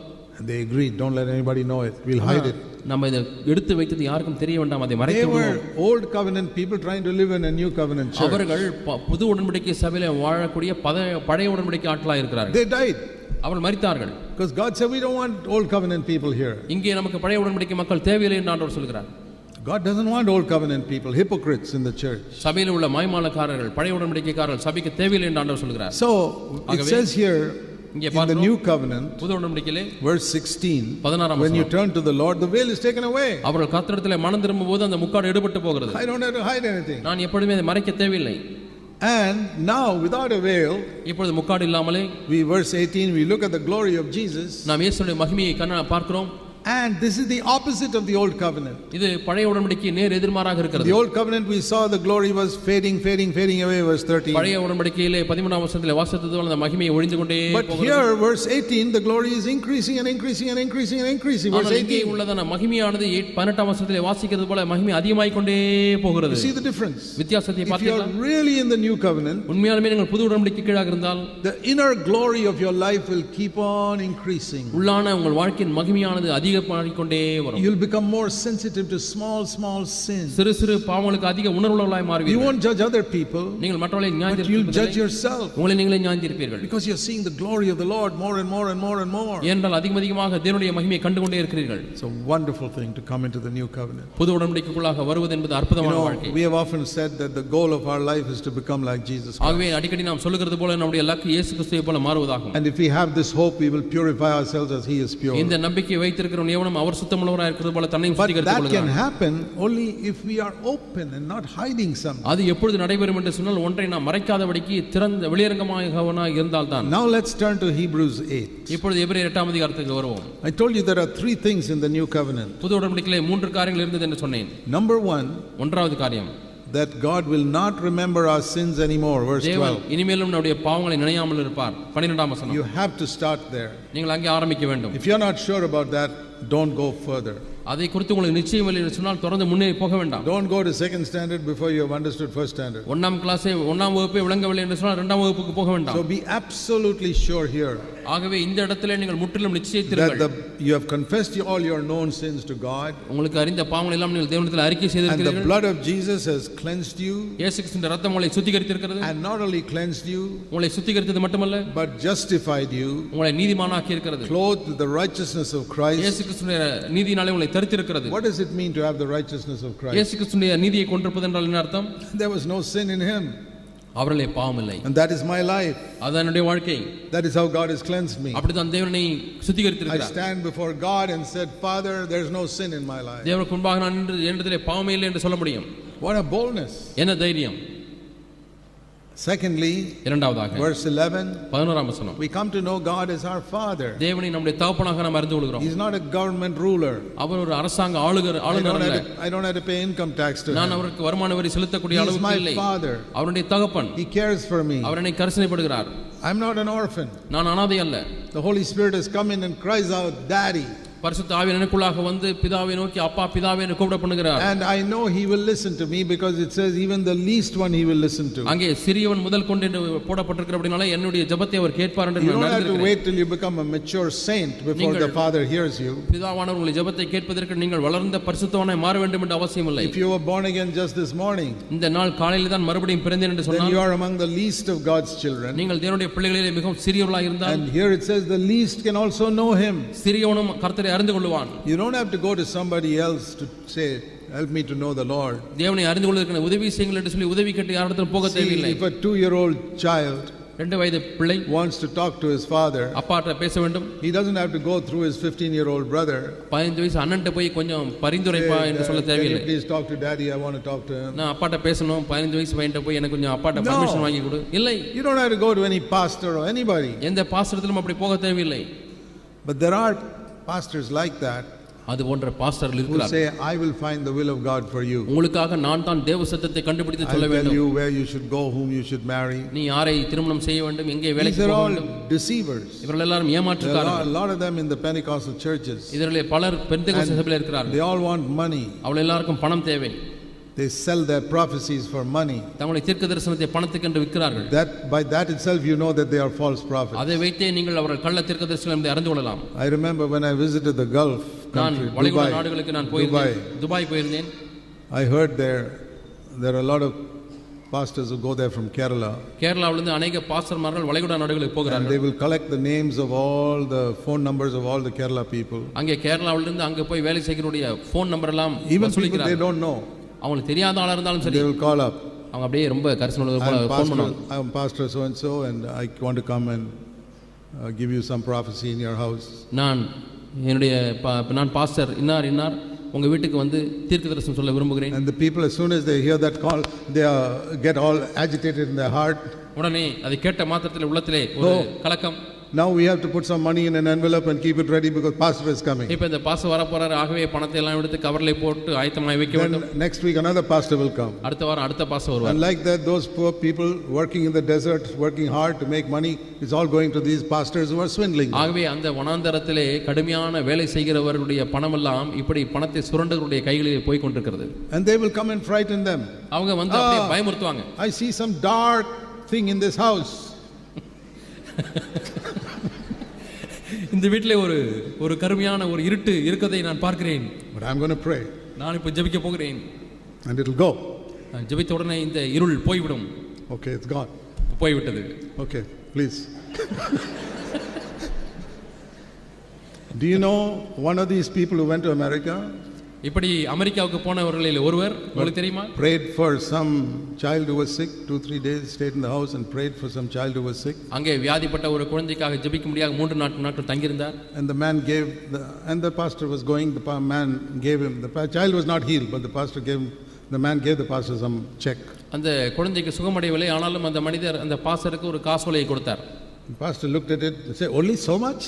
அந்த செக்கை பார்த்தார், இவ்வளவு காசு தானா? If you put your child in the hospital, how much you have to pay? இந்த குழந்தையை ஹாஸ்பிடல்ல நீங்க அட்மிட் பண்ணிருந்தீங்கன்னா 3 நாளைக்கு எவ்வளவு பணம் அங்க ஹாஸ்பிடல்ல கட்டியிருக்கணும்? So the man said the child is not healed. அந்த மனிதர் சொன்னார், குழந்தைக்கு சுகமாகலைங்க. In hospital even if the child is not healed you still have to pay the fees. அவர் என்ன சொன்னார் தெரியுமா? ஆஸ்பத்திரியில குழந்தைக்கு சுகமாகவில்லை என்றாலும் ஆஸ்பத்திரிக்கு கொடுக்க வேண்டிய கட்டணத்தை கொடுத்துதான் ஆக வேண்டும். These are supposed to be servants of God. இவரெல்லாம் தேவனுடைய ஊழியக்காரர்கள் சொல்லப்படுகிறவர்களா? This is a true story. இது மெய்யாய் நடந்த கதை உங்களுக்கு சொல்கிறேன். You don't understand it because here we are completely free from this money business. இந்த பணம் என்கிற விஷயத்திலே நாம் முற்றிலுமாய் விடுதலையாக இருக்கிறபடினாலே நமக்கு அது விளங்கவில்லை. We seek to lead people to a godly life. நாம் ஜனங்களை தேவபக்தியுள்ள வாழ்க்கைக்குள்ளாய் நடத்த முயற்சிக்கிறோம். Be thankful for those who serve you freely, so faithfully for so many years. எவ்வளவு ஆண்டுகளாக உண்மையாய் உங்களுக்கு ஊழியம் செய்கிறவர்களுக்காக நீங்கள் நன்றி உள்ளவர்களாக You இருங்கள். must appreciate your elders. உங்களை மூப்பர்களை நீங்கள் மெச்சிக்கொள்ள வேண்டும். And so here that God is our Father. ஆகவே தேவனுடைய தகப்பன். He loves us. அவனை You நேசிக்கிறார். can go directly to him. You don't have to go through a pastor. நாம் எந்த பாச மூலமாகவும் போக வேண்டும் என்ற தேவையில்லை. நேரடியாக தேவனிடத்தில் போகலாம். That's what the Roman Catholics say. Roman கத்தோலிக்கர்கள் அப்படி தான் You can't go to Jesus directly. நீங்கள் இயேசுவிடத்தில் நேரடியாக போக முடியாது. You have to go through Mary. நீங்கள் மரியாள் மூலமாக தான் போக முடியும். Pentecostals say you must go through a pastor. பெந்தேகோஸ்தேக்காரர்கள் நீங்கள் பாச மூலமாக போக முடியும். Catholics say you must go through Mary. கத்தோலிக்கர் சொல்கிறார்கள் மரியாள் மூலமாய் போக வேண்டும். If I have a choice, I will choose Mary because she's a holy woman. Why choose this pastor? ரெண்டில் எதை தேர்ந்தெடுப்பேன் என்று சொன்னால் நான் மரியாதை தேர்ந்து கொடுப்பேன். அல்ல குறைந்தபட்சம் ஒரு பரிசுத்த வாட்டியாக இருந்தார்கள் இந்த பாஸ்டத்தில் போவதை காட்டலாம். I don't have to choose any mediator. நான் எந்த ஒரு நடுநிலையாளரையும் மத்தியஸ்தரையும் தேர்ந்தெடுக்க தேவையில்லை. I can go straight to Jesus. மத்தியஸ்தர் இல்லாமல் நேரடியாக நான் இயேசுவிடத்தில் போக முடியும். You can go straight to Jesus. நீங்கள் இயேசுவிடத்தில் நேரடியாக போக முடியும். You're born again today, you can go straight to Jesus. நீங்கள் இன்றைக்கு இயேசுவிடத்தில் நேரடியாக போக முடியும். God is your Father. தேவனுடைய தகப்பன். The third thing, மூன்றாவது காரியம், this is a wonderful promise. ஒரு அற்புதமான வாக்குத்தத்தம். Hebrews 8:10. எபிரேயர் 8:10. I will put my law into their mind and I will write them upon their heart. என்னுடைய பிரமாணத்தை அவருடைய மனதிலே வைத்து அவருடைய இருதயங்களிலே அவைகளை எழுதுவேன். You know the meaning of that? இதனுடைய அர்த்தம் என்ன Let me தெரியுமா? explain it. நான் விளக்கி சொல்கிறேன். I will put the law into the mind means I will give you a desire to do my will. என்னுடைய பிரமாணத்தை மனதிலே வைக்கிறேன் என்று சொன்னால் என்னுடைய பிரமாணங்களை கைக்கொள்வதற்குரிய ஒரு வாஞ்சையை விருப்பத்தை தருகிறேன். To obey me. எனக்கு கீழ்ப்படிவதற்குரிய விருப்பத்தை தருகிறேன். And I'll write it in your heart means I'll give you the strength to do it. இருதயத்தில் எழுதுகிறேன் என்று சொன்னால் அதை கீழ்ப்படிவதற்குரிய பலனை தருகிறேன் என்று அர்த்தம். So putting it in the mind is to give you a desire to do it. ஆகவே மனதிலே வைப்பது என்பது ஒரு வாஞ்சை ஆசை உண்டாக்குவது. But desire is not enough. ஆனால் ஆசை மட்டும் போதுமானதல்ல. We need the strength. நமக்கு அதற்கு வேண்டிய பலன் தேவை. I'll write it in the heart also. ஆகவே இருதயத்திலும் எழுதுகிறேன் என்று சொல்கிறார். So there are two things God does. ஆகவே தேவன் இரண்டு காரியங்களை செய்கிறார். First of all, he gives me a desire to do his will. முதலாவதாக அவருடைய சித்தத்தை செய்வதற்குரிய விருப்பத்தை செய்கிறார். And then secondly, he will give me the ability to do it. அதை செய்வதற்குரிய திறமையும் அவர் கொடுக்கிறார். See Philippians பிலிப்பியர் chapter 2. இரண்டாம் அதிகாரம். It says here, இங்கே சொல்லப்பட்டிருக்கிறது verse 13. 13ஆம் வசனம். God is at work inside you. தேவன் நமக்குள்ளாக வேலை செய்கிறார். That is through the Holy Spirit. பரிசுத்த ஆவியானவர் மூலமாக. To do what? எதை செய்வதற்கு? First of all, to give you a desire முதலாவது விருப்பத்தையும், to do his good pleasure, and then to actually do his good pleasure. தம்முடைய தயவுள்ள சித்தத்தை செய்வதற்கு விருப்பத்தையும் அதற்கு பிறகு செய்கையும் அவருடைய திறமையும் அவர் தருகிறார். See, that is the mind and the heart. இதுதான் மனதும் இருதயமும். Same thing. இதே காரியம் தான். This is the new covenant. இதுதான் புது உடன்படிக்கை ஊழியம். In the old covenant, பழைய உடன்படிக்கையிலே it was only a desire to do. அதை செய்வதற்குரிய ஆசை மட்டுமே இருந்தது. அவ்வளவுதான். In the mind. மனதில் இருந்தது. I'll show you. நான் சொல்கிறேன். See in Psalm சங்கீதம் 40. 40.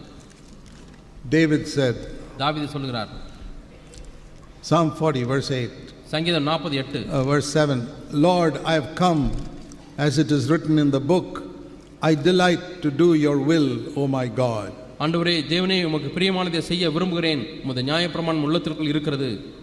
It's inside me, but it's not actually written there fully yet. இங்கே உள்ளே இருக்கிறது, ஆனாலும் எழுதப்படவில்லை. In the Old Testament, they did not understand clearly difference between mind and heart, like in the New Covenant. புதிய உடன்படிக்கையில் இருக்கிறது போல பழைய உடன்படிக்கையிலே இருதயத்திற்கும் மனதிற்கும் உள்ள வித்தியாசத்தை அவர்கள் சரியாக அறியவில்லை. They did not understand the Trinity in the Old Testament. பழைய ஏற்பாட்டு காலத்திலே திருத்துவத்தை அவர்கள் விளங்கிக் கொள்ள முடியவில்லை. When they didn't முடியவில்லை. have the Holy Spirit, they did not know difference between soul and spirit also. ஆகவே பரிசுத்த ஆவியானவர் இல்லாதபடினாலே ஆத்துமாவுக்கும் ஆவிக்கும் உள்ள வித்தியாசம் அவர்களுக்கு தெரியவில்லை.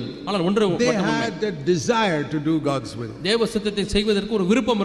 Abraham had a desire. ஆபிரகாமுக்கு விருப்பம் இருந்தது. But still, when he was in a tough situation, he said, Sarah is my sister. ஆனாலும் ஒரு கிட்டான நிலைமையிலே வரும்பொழுது சாராள் என்ற சகோதரி என்று சொல்லிவிட்டார். Twice he did that. இரண்டு முறை செய்தார். He wanted to do the truth, but he told a lie. உண்மை சொல்ல வேண்டும் என்று விரும்பினார், ஆனால் பொய் சொல்லிவிட்டார். David, தாவீது, he wanted to do God's will, but he couldn't do it.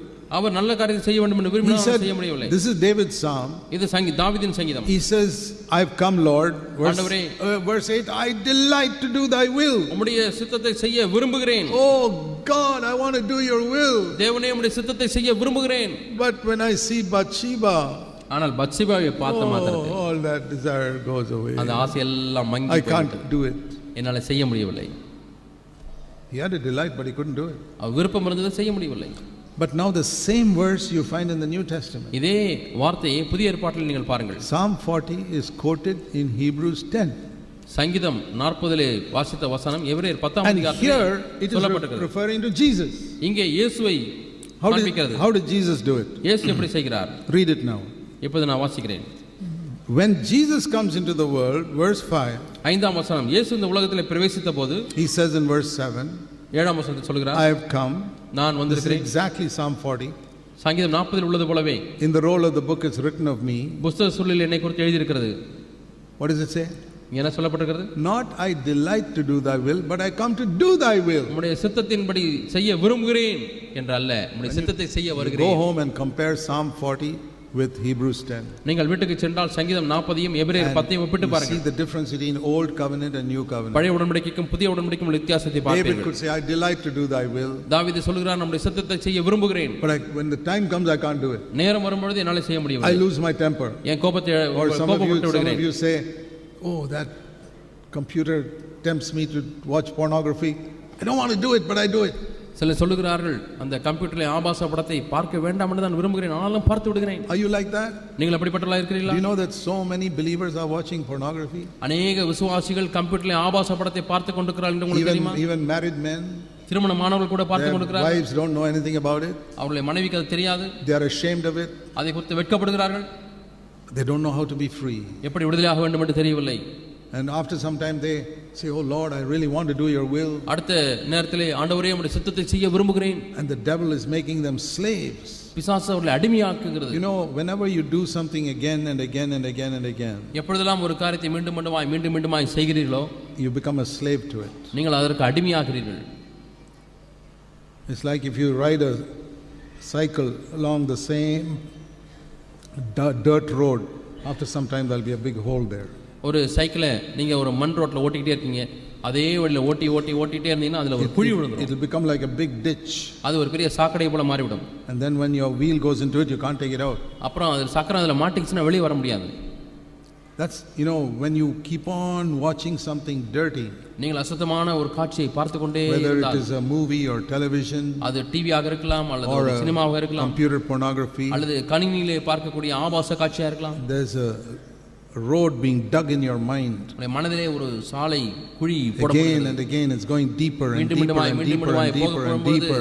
அங்கே ஒரு குழி உண்டாகும். Whether it's alcohol, அது குடியா இருக்கலாம், or smoking, அது புகைப்பிடித்தலா இருக்கலாம், or watching dirty movies, அல்லது அசுத்தமான or சினிமாக்களை பார்க்கலாம், or harmful drugs, அல்லது உடலுக்கு தீங்கு விளைவிக்கக்கூடிய drug. You do it once or twice, there's no deep ditch. போதை பொருட்கள் நீங்கள் ஒரு முறை இரண்டு முறை போட்டால் அதிலே குழி விழுவதில்லை. You've done it again and again and again and again. மீண்டுமாய் செய்யும் பொழுது it's almost impossible to come free from. கிட்டத்தட்ட அதிலிருந்து விடுதலை ஆகுவதே கூடாத காரியமாய் மாறிவிடும். Be careful. ஆகவே ஜாக்கிரதையாயிருங்கள். And if you're already a slave, ஏற்கனவே நீ அடிமையாய் மாறிவிட்டாயானால், you better cry out to God before you தேவனிடத்திலே கதறு. before you completely lost. நீ முழுமையாய் தோற்க அழிந்து போவதற்கு முன்பதாக தேவனை நோக்கி கதறு. So many things that the devil is doing nowadays to make believers enslaved. இன்று अनेक விசுவாசிகளை கட்டுக்குள்ளாக கொண்டு வருவதற்கு சாத்தான் பல காரியங்களை செய்து கொண்டிருக்கிறான்.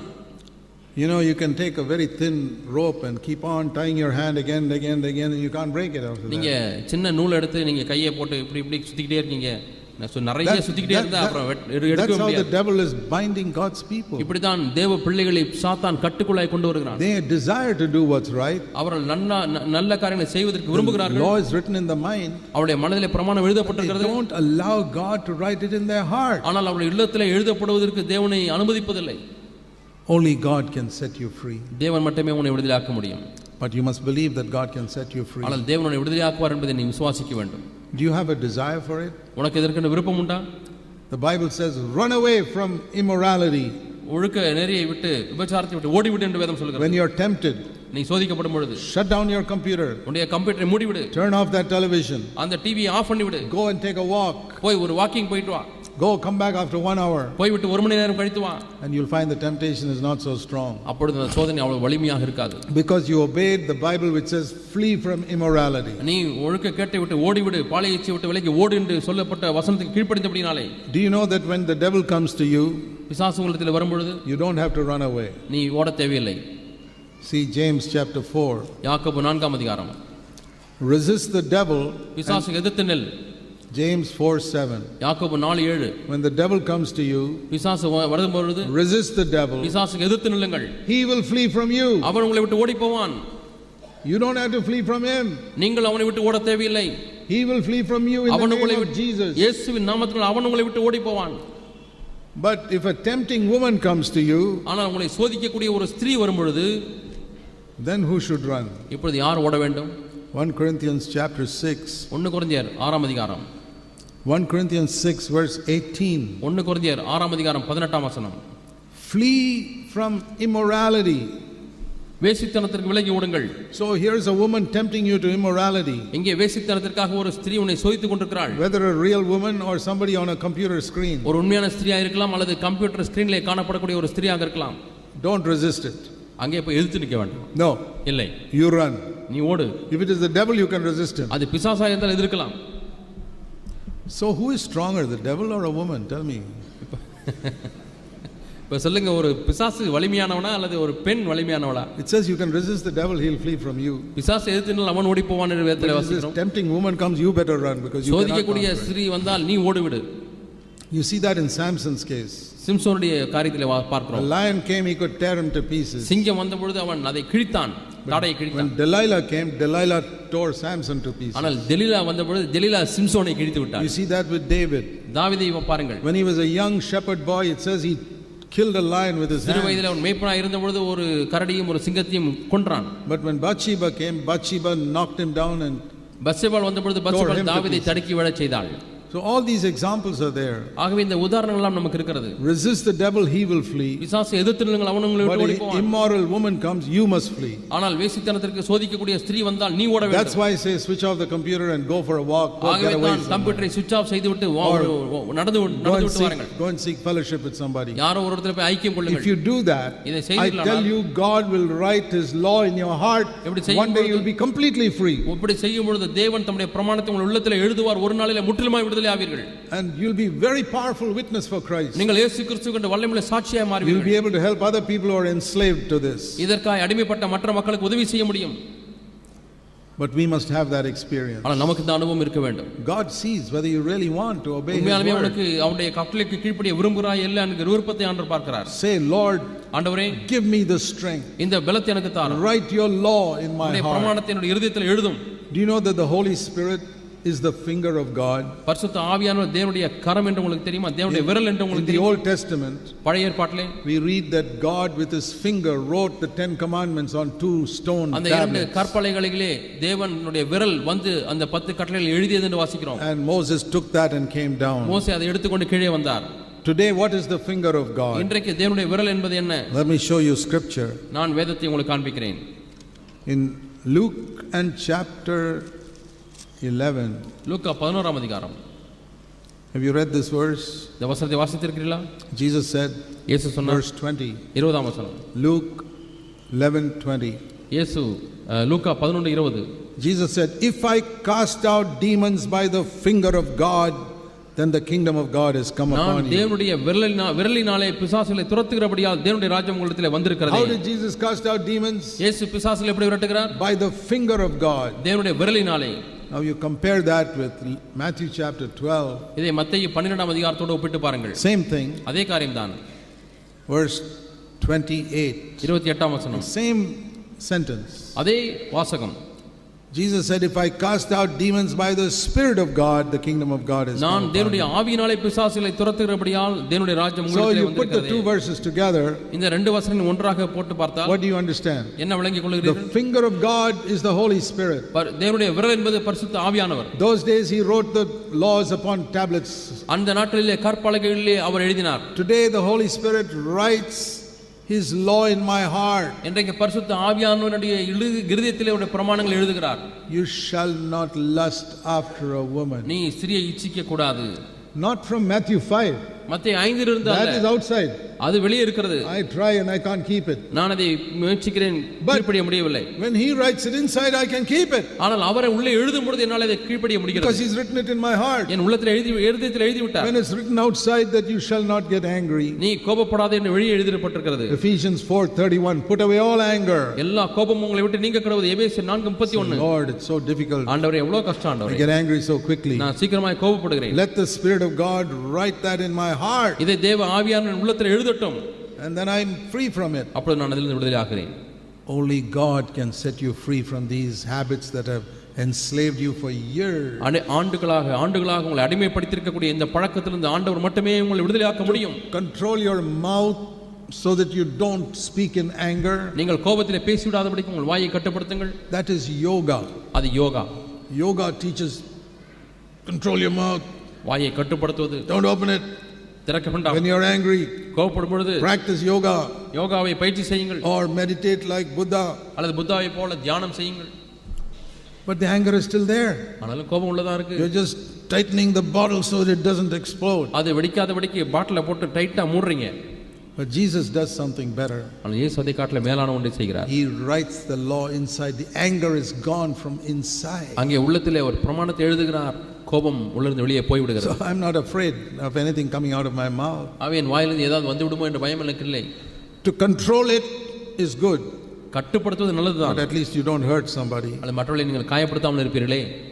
But that's not the best. ஆனால் அது மேன்மையான வழி அல்ல. Let Jesus write his law through the Holy Spirit. இயேசு தம்முடைய பிரமாணத்தை பரிசுத்த ஆவியானவர் மூலமாக நம் உள்ளத்தில் எழுதட்டும். So that it really becomes true in your life. அது உண்மையாலுமே உங்களுடைய வாழ்க்கையில மெய்யா இருக்கும். So whenever you read a command in scripture, ஆகவே எப்பொழுதெல்லாம் வேதத்திலே ஒரு பிரமாணத்தை வாசிக்கிறீர்களோ, rejoice in the Lord always. கர்த்தருக்குள் எப்பொழுதும் சந்தோஷமாக இருங்கள். Will you pray a prayer? நீங்கள் ஒரு ஜெபத்தை செய்வீர்களா? Lord, ஆண்டவரே, with your finger write it in my விரலினாலே heart. என் உள்ளத்தில் எழுதும் ஆண்டவரே. Put away all murmuring and complaining. எல்லா குறை சொல்லுதலும் முறுமுறுப்பும் உங்களை விட்டு நீங்க கடவுது. Philippians 2. பிலிப்பியர் 2ஆம் அதிகாரம். Lord, ஆண்டவரே, with your finger write it in my heart. என் உள்ளத்தில் எழுதி விடும். I've read it in the Bible. நான் வேதத்திலே வாசித்திருக்கிறேன். But it's outside. ஆனால் வெளியே இருக்கிறது. I want you to use the Holy Spirit and write it in my heart. ஆண்டவரே, பரிசுத்த ஆவியானவர் மூலமாக அதை என் உள்ளத்தில் எழுதி விடும் ஆண்டவரே. Be anxious for nothing. ஒன்றை குறித்தும் கவலைப்படாதீர்கள். Oh, I read it and I get condemned. I can't be like that. நான் அதை வாசிக்கும் பொழுது குற்ற உணர்வு அடைகிறேன். நான் அப்படி இருக்க முடியவில்லையே. Father, பிதாவே, write your law in my heart. பிரமாணத்தின் உள்ளத்தில் எழுதி விடும். Ask him. அவரை கேளுங்கள். You don't have because you don't ask. நீங்கள் கேட்காதபடியினாலே பெற்றுக்கொள்ளாமல் இருக்கிறீர்கள். And you don't receive because you don't believe. நீங்கள் விசுவாசாதபடியினாலே பெற்றுக்கொள்ளாமல் இருக்கிறீர்கள். What is unbelief? அவிசுவாசம் என்றால் என்ன? Let me give you a definition of unbelief. அவிசுவாசத்திற்கு ஒரு விளக்கத்தை கொடுக்கட்டும். Unbelief அவிசுவாசம் is to believe that I am more eager to get victory over sin than God is eager to give me victory over sin. தேவன் எனக்கு வெற்றியை கொடுப்பதற்கு எவ்வளவு வாஞ்சை உள்ளவராக இருக்கிறாரோ அதை காட்டிலும் அதிகமாக வெற்றியை பெற்றுக்கொள்வதற்கு நான் வாஞ்சியா இருக்கிறேன் I என்று am சொல்றார். very eager. நான் அதிக வாஞ்சை உள்ளவனாக But இருக்கிறேன். God is not so eager. தேவன் அவ்வளவு வாஞ்சை That உள்ளவராக is இல்லை. unbelief. அதுதான் அவிசுவாசம். And you will never get victory. ஒரு காலம் உங்களுக்கு ஜெயம் கிடைக்காது. Change it to faith. நீங்கள் அதை விசுவாசமாய் மாற்றுங்கள். Faith means விசுவாசம் என்பது I am eager but God is much more eager to give me எனக்கு வாஞ்சை victory. இருக்கிறது, ஆனால் எனக்கு அதை கொடுப்பதற்கு தேவன் இன்னும் அதிக வாஞ்சை உள்ளவராக I இருக்கிறார். say, Lord, you're much more eager to write your law in my heart. ஆண்டவரே, உம்முடைய பிரமாணத்தை என் உள்ளத்தில் எழுதுவதற்கு நீர் அதிக வாஞ்சை உள்ளவராக விருப்பமுள்ளவராக இருக்கிறீர். All these things I read in scripture, இவைகள் வேதத்திலே நான் வாசிக்கிற write it காரியங்கள் in my heart. என் உள்ளத்தில் எழுதும் ஆண்டவரே. Don't love money, write it in my heart, பணத்தை Lord. இச்சிக்காதே, அதை உள்ளத்தில் எழுதும் ஆண்டவரே. Forgive that person who's hurt you, உன்னை புண்படுத்தினவனை மன்னித்து விடு, write it in my heart, N Lord. உள்ளத்தில் எழுதும் ஆண்டவரே. Bless those who curse you, உன்னை சபிக்கிறவர்களை write it ஆசீர்வதி, in my heart. உள்ளத்தில் எழுதும் Love ஆண்டவரே. your enemies, உன் சத்துருக்களை let நேசி, your yes be yes. உன்னை ஆம் என்பது ஆம் என்பது Write it in இருக்கட்டும், my heart. என் உள்ளத்தில் எழுதும் ஆண்டவரே.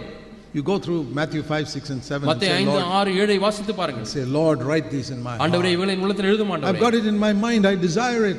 ஆண்டவரின் மனதில் இருக்கிறது, நான் விரும்புகிறேன். I believe almost all of you desire to do God's will. நீங்கள் எல்லாரும் தேவ சித்தத்தை செய்ய வேண்டும் என்ற விருப்பம் It's in your mind. அது நம்முடைய மனதில் இருக்கிறது. You didn't do that. நீங்கள் God அதை gave you செய்யவில்லை. that desire. தேவன் அந்த வாஞ்சை Now, God விருப்பத்தை also கொடுத்தார். says, I'll put it in your mind. Now I'll write it in your heart with my உன் மனதிலே finger. வைத்து விட்டேன், இப்பொழுது என்னுடைய ஆவியின் விரலினாலே உன் இருதயத்திலே எழுதட்டும் என்று சொல்கிறார். That is the new covenant. இதுதான் புது உடன்படிக்கை. Then அப்பொழுது your glory will become better and better and better. அந்த மகிமை மேன்மையானதாய் அதிகமாய் You மாறிக்கொண்டே won't have இருக்கும். to hide anything in your life. நாம் எதையுமே நம்முடைய வாழ்க்கையில மறைக்க தேவையில்லை. Do you want that life? இந்த வாழ்க்கை உங்களுக்கு வேண்டுமா? Yes or no? ஆமாவா இல்லையா? How many people want it? எத்தனை பேருக்கு வேண்டும்? How many people want that life? எத்தனை பேருக்கு இந்த வாழ்க்கை வேண்டும்? Let's pray to God. நாம் தேவனிடத்தில் ஜெபிப்போம். Heavenly Father, பரலோக பிதாவே, you saw all these hands eagerly raised up this evening. ஆண்டவரே, இந்த மாலை வேளையிலே வாஞ்சோடு கரங்களை உயர்த்தினவர்களை நீர் பார்த்தீர் ஆண்டவரே. You saw they wanted desperately. ஆண்டவரே, அவர்களுக்கு எப்படியாவது அது வேண்டும் என்று விரும்புகிறதை நீர் பார்த்தீர். I pray with the finger of God you will write the laws in all of our hearts. தேவனே, உம்முடைய விரலினாலே ஒவ்வொருடைய உள்ளத்திலும் எழுதும்படியாக நான் ஜெபிக்கிறேன். We acknowledge we cannot do it. ஆண்டவரே, எங்களால் அதை செய்ய முடியாது, ஒத்துக்கொள்கிறோம். How can we get rid of our anger and our complaining and our bitterness? குறை சொல்லுகிறதிலும் முறுமுறுப்பிலும் எப்படி ஆண்டவரே நாங்கள் விடுதலை பெற முடியும்? Only you can do it, Lord. நீர் மட்டுமே அதை செய்ய முடியும் ஆண்டவரே. These giants are too strong for us. ஆண்டவரே, இந்த ராட்சதர்கள் எங்களுக்கு பெரியவர்களாக இருக்கிறார்கள். But with your power we can overcome all of them. உம்முடைய வல்லமையினாலே இவர்கள் எல்லாரையும் நாங்கள் ஜெயிக்க முடியும். I pray that we will experience that this year. இந்த வருஷத்திலே கர்த்தாவே நாங்கள் இதை அனுபவிக்க வேண்டும் என்று நான் ஜெபிக்கிறேன். Pray in Jesus name. இயேசுவின் நாமத்திலே ஜெபிக்கிறேன் பிதாவே. Amen. Amen. I want all of you to say amen. எல்லாரும் ஆமென் சொல்லுங்க. Praise the Lord. கர்த்தருக்கு ஸ்தோத்திரம்.